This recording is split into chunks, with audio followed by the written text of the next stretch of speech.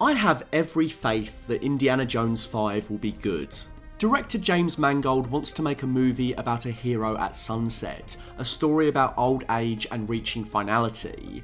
He's the perfect person for the job, having cracked that story once already with Old Man Jackman in 2017's stunning, not quite Swanson Logan. The day he was announced as the director, my hype went up a notch and I became intrigued with every new detail and announcement. Phoebe Waller-Bridge and Boyd Holbrook in key roles, Mads as the villain, Indy versus the Nazis set against the space race in 1969, sign me up. One of Mangold's core principles of this movie is that the story must be about Indy's age. He said that he had read scripts for the movie that alluded to it in jokes during the adventure, but he felt that none of the material explored it in a meaningful way. Just jokes and references. This ain't gonna be easy.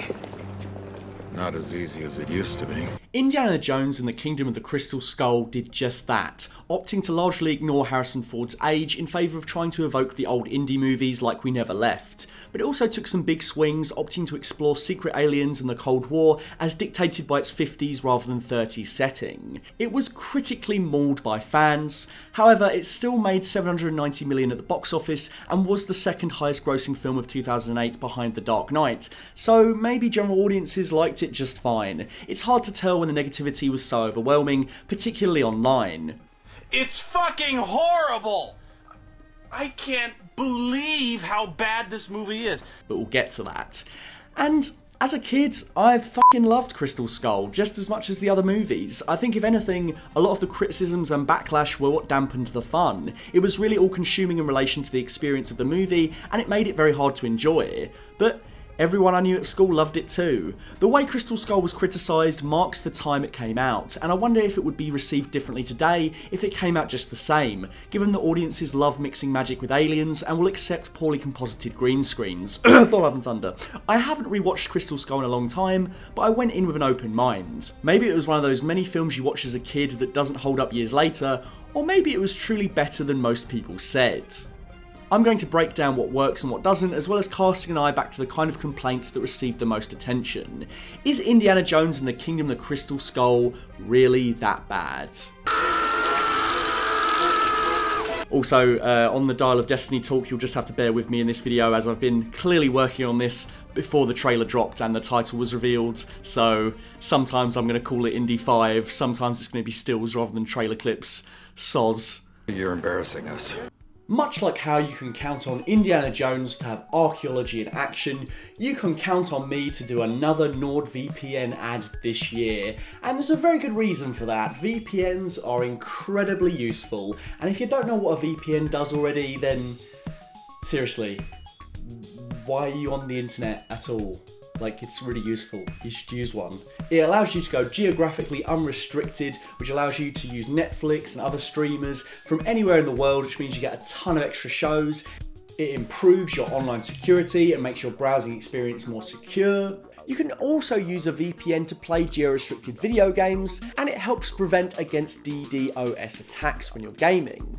There's even a kill switch which acts as a last line of defense for any data breaches. Also sounds really cool, like a kill switch. They also have a no logs policy, so you can be confident they don't keep any record of the data that passes through. And it doesn't just work on your browser, on your laptop, it works on your phone and up to 6 other different devices. If I'm not going to convince you, nothing will, because the benefits of a VPN are abundantly clear. Go and get one now. If you need one, do it with NordVPN. Go to nordvpn.com/fullfatvideos to get 4 months free on a 2-year subscription and a 30-day risk-free money-back guarantee. So this movie kicks off in 1957 with Indy a tenured professor and bachelor. In spite of failing to find love and companionship, Dr. Jones is still at it like usual, although this time he's being chased by Russians instead of Nazis on the hunt for, well, the Crystal Skull, obviously. Set against the backdrop of Red Scare paranoia and utilising the associations with 50s saucermen, Kingdom of the Crystal Skull sees Indy globetrot once again with some old and new characters, getting into scrapes and uncovering ludicrous mysteries just as he once did. So how does Harrison Ford fare as Indiana Jones at the ripe old age of 64? Pretty good actually. You can tell when certain shots are clearly an obscured stunt double, but with the magic of editing and Ford's effortless charm, it really doesn't feel like Indy has missed a beat in the interim. Ford still has his devilish good looks in spite of being a silver fox, and he carries the movie just as well as he did in the previous installments. It's funny that the new Indy movie is all about Indy being old, but at the time Crystal Skull came out, this was the old Indy movie. It was treated like he was too old at the time. I remember seeing magazines mentioning that he was going to have his bus pass by the time it came out, and it was seen as farcical. Imagine if we could tell people in 2008 that Harrison Ford would come back again after almost as much of a wait. Now the dude is in his 80s. Get back! I think Dr. Jones works as an older character, no matter how old, because he so easily fits into that studious mentor role. Even in Raiders, Ford was 38, he's never been young and spry outside of the opening to Crusade and the Young Indy Chronicles. Part of the charm of the character is that he's experienced, weathered, he's a tenured professor before he's an action hero. In fairness, Ford was never the cast member who was criticised. That award belongs to Shia LaBeouf and his character Mutt Williams, aka the son of Indiana Jones. His name is Henry. Henry, good name. He's your son. When I was a kid, perhaps I was a little biased because I loved the first Transformers movie, I, Robot and even Stevens. But I always enjoyed Shia as Mutt. I think this was one of those characters that people were going to hate before they even saw it. He's obviously the young stand-in poised to take over the role, and audiences always find that irritating when they've turned up for the title character. But honestly, I don't think the Indy-Mutt relationship is anywhere near as bad as people say it is. They have chemistry with each other. Your own dime, will you? One of the scorpions just stung me. Am I gonna die? Huge. Good. Good. Comes to scorpions, the bigger the better. Small one bites you. Don't keep it to yourself. Indy writes Mutt off as a meathead with no patience or eye for detail, and Mutt writes off Indy as a teacher bolted to a desk who hasn't seen the real world. You're a teacher? Part-time. It's nice seeing the relationship develop as they come to realise there's more than meets the eye to both of them. David Coep originally wanted to make Indy's son a nerd, but Lucas insisted he should be a moody greaser, noting that he should be a reflection of everything Henry Jones Sr. thought his son was. Alright, it's my mother. You don't have to get sore all the time just to prove how tough you are. Sit down. And I think that's pretty perfect. I love the whole bit with Indy saying, you don't need to finish school, go do whatever you want, don't let anyone tell you different. Not if that's what you love doing. Don't let anybody tell you different. And then as soon as he realises that Mutt is his kid, he's making him finish school, and he has this completely intrusive perspective. Bet I am, and I got news for you. You're gonna go back and finish school. Don't let anybody tell you different. And of course, Mutt's presence allows Indy and Marion Ravenwood to be reunited. You didn't know that. Why didn't you ever talk to me about it? Because we never had an argument, I won. The dynamic is obvious, but it's still fun to see them bicker like the old married couple they are destined to be. But they all had the same problem. Yeah, what's that? They weren't you, honey. I like the reveal that A, Marion and Indy are still in love, and B, they have a son together, because it takes Indy from that bachelor adventurer at the start of the movie, who has remained unchanged for 20 years, to a man ready to retire and get his happily ever after. As an ending to his story, I think it's sweet. What I think is sad is that you know the new movie is going to do its best to make you forget about Indy's endgame family because of how awkwardly it was received. We're totally going to get a one-line fix explaining that Mutt is off happy doing his own thing and Marion has probably passed away after living out a happy marriage, just so that we can have Indy on his own. But it's weird in continuity, right? I know Shia LaBeouf's career is in the toilet at the moment, but it makes no sense for Indiana Jones' son to be absent at the end of his life. You could just recast him. I think more franchises should take the Avengers Endgame route. Sure, Dark World sucked, but that doesn't mean we can't have some mileage out of a bad installment and its characters. Mutt Williams easily could have come back and won the audience round, but hey ho. We're getting Phoebe Waller-Bridge as Indy's goddaughter, aka the new Mutt Williams, the new passing the torch character. I'm a capitalist. And I pay. Ray Winston makes a pretty thin character more fun than he deserves to be, and as much as the whole triple agent thing is stupid, it's fun that he joins the adventure as an accomplice and also gets to be a foil to Indy. He goes out in the most cliched way possible. All these treasures. I sure hope I don't forget to leave in time. Cate Blanchett isn't a particularly three-dimensional villain, but she does the job. She has a great look, even if her only defining personality traits are that she carries a sword and has bangs. Whatever, none of the Indy villains are really that well drawn, to be honest. John Hurt rounds out the cast as Harold Oxley, and whilst it's nice to see the Doctor meet Indiana Jones, his character doesn't really work. Interdimensional beings, in point of fact. Welcome back, Ox. We never spend any time with him before he's gone mad, so there's no catharsis when the skull restores him to his former self. Amongst all the criticism for this movie, it can kind of get lost just how well constructed some of it is. I honestly think blockbusters have lost so much craft. Getting something as well put together as The Batman or Top Gun Maverick is becoming more and more of a rarity, and so when you look back at something like Crystal Skull, it's both sad and sobering. The set pieces in this movie are better made than the majority of Marvel's Phase 4, and I'm being fully serious. Spielberg knows how to direct action. Every sequence is easy to track, nothing is too close up or obscured, and there's a natural rhythm to it that keeps it exciting and fast-paced.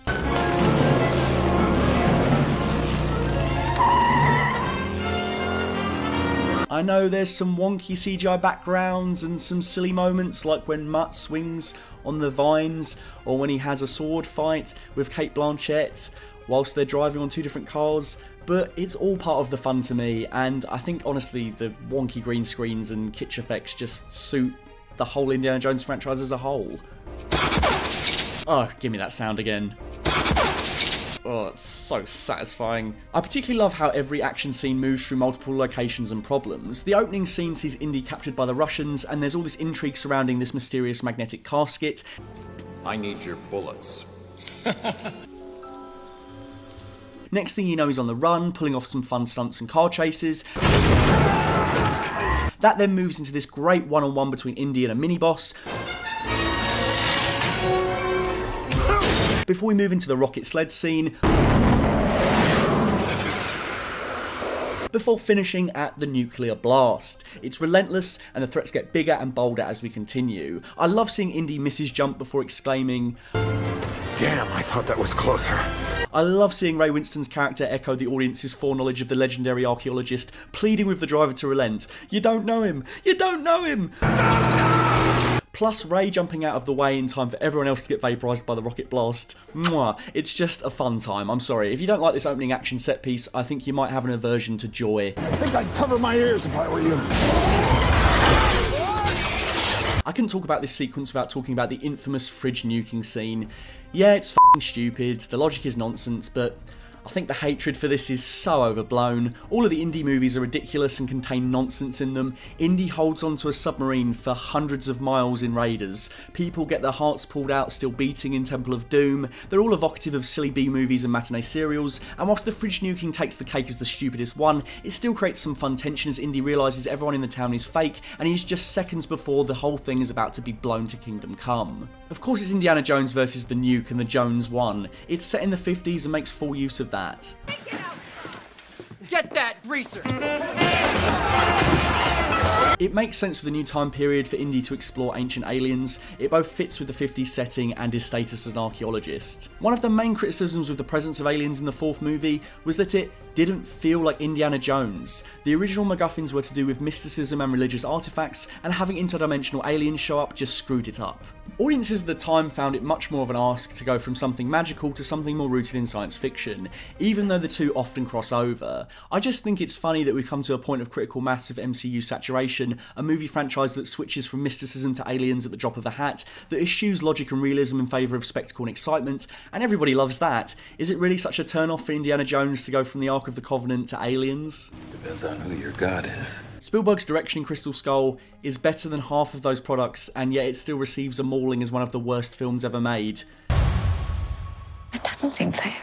You said it, Wanda. That doesn't seem fair at all. The original pitch for the third movie involved a haunted house setting before they settled on invoking raiders again. Imagine if that had happened. We'd be looking at the entire series of more of an anthology of different adventure tropes rather than turning to Crystal Skull as some sort of black sheep. Ultimately, the aliens and the Crystal Skulls work as well as any of the other MacGuffins in the franchise, and we should stop worrying about it. Crystal Skull came out as plot hole discourse was really starting to thrive on the internet. I used to watch guys like Spoonie who would go into elaborate details ranting about why X, Y, and Z didn't make sense. Lucas, he killed Star Wars for me. Now he's killed Indiana Jones. He whips the cloth off, and all of a sudden, all the coins start following him. Only in other things, like similar things of the same metal and same size will just fly across the room and stick to the skull. Into this little like fake town they used to bomb, to simulate the nuclear bomb tests. So there's all this stuff there, and there's all sorts of dummies. And of course, nothing works, except the television, which happens to be coincidentally tuned into Howdy Doody time. Funny how that's the only thing that does work. I have thought of even more stuff that pissed me off about Indiana Jones. And then what Marion does, this is the most insane thing I think I've ever seen.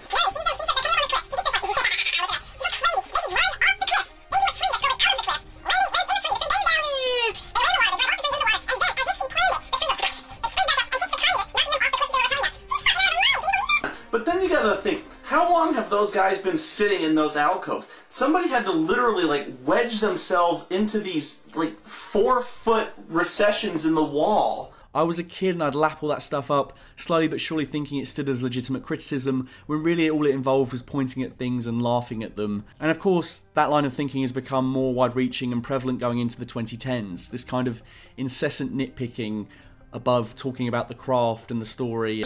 Do they go to the bathroom? The jungle chase is probably the set piece that gets the most flack, but all the criticism is tied to this granular scrutiny. You can nitpick every aspect of this to high heaven. The rocket blast sends the saw careening down the convoy.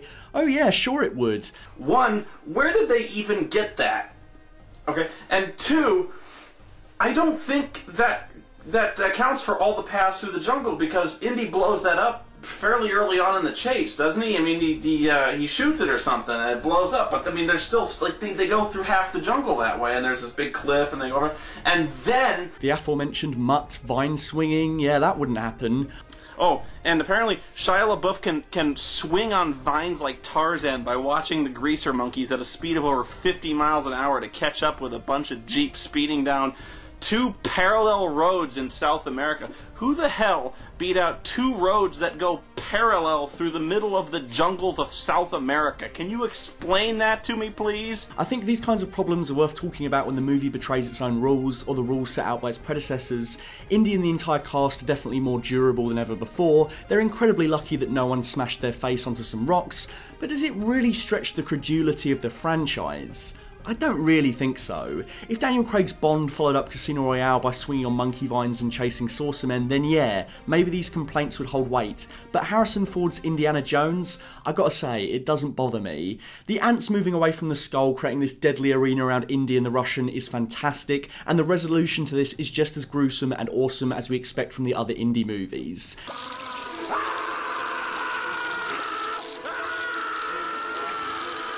The MCU would never do this.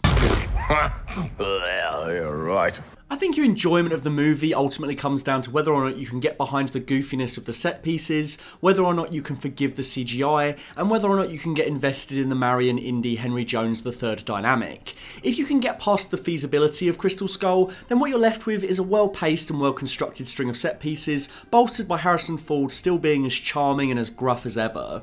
It's definitely the weakest Indy movie, don't get me wrong, but I don't think that makes it bad. I don't think there's really been a truly awful Indiana Jones flick. Sure, the suspension of disbelief in this one is stretched further than ever before, but it just doesn't make sense for me to give the older movies a pass and then berate this one for the same kind of silliness and adventure. This whole idea that it destroyed the franchise and quote-unquote raped your childhoods is laughable, and is the kind of sentiment that deserves to stay in 2008. I mean, you look at something like Rise of Skywalker, that actually betrays what was set out in previous installments. It rewrites characters, their characterization, and their origins. This doesn't do any of that. Indiana Jones is still Indiana Jones. Giving him a son with Marion doesn't turn the franchise on its head. Yeah, maybe he's a little too old to be running around, but clearly Ford can pull it off. That's that Hollywood money, baby. I think another thing that made people so harsh on this movie was the wait. A fourth Indiana Jones was as mythical as the Ark of the Covenant itself, and just as unlikely to be real. After all that time waiting, it's kind of impossible to live up to expectations. Now, anyone dipping into the Jones movies have 4 to choose from, or to binge from start to finish. Crystal Skull just exists in that canon. The wait is irrelevant. I think it's also because Last Crusade felt like an ending. That that was Spielberg's intention, so I think everyone was so harsh on Skull because it opened a closed wound. It had to feel justified in opening it up again, but here's the thing, they are all serialised and self-contained. Temple of Doom is a prequel to Raiders, for crying out loud. Do you ever really sit there when you're watching it and think that? None of them really works as a trilogy. Sure, we learnt about Indy, particularly by part 3, but they're not one ongoing story. So really it's kind of unfair to see Crystal Skull as the next instalment ruining the perfect trilogy. It's just another serial in the saga that is Indiana Jones. So if you can move past nuking the fridge, I'd give Crystal Skull another go. There's definitely some real skill on display, and the action is fun and satisfying. Would I stick this one on over Raiders, Temple of Doom, Last Crusade? Absolutely not. But rest assured this one will not be left out of the Indy Marathon that is going to pop off in my living room before June 2023 rolls around. Good luck, Mr. Mangold. I have full faith in you.